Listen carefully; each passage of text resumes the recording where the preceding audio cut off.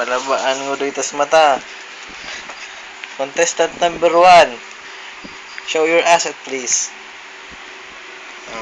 Uy, manawara pa ang udoy.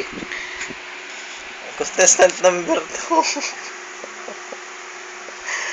Ay, kasi may makalagsang muso ni Chinchin.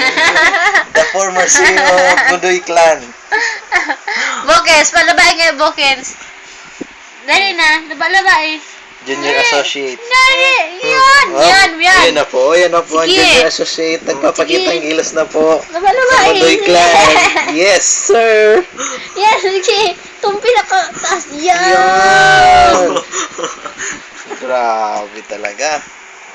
Gudoy Clan. Nasa Dubai ang president. Ang founder. Discaril.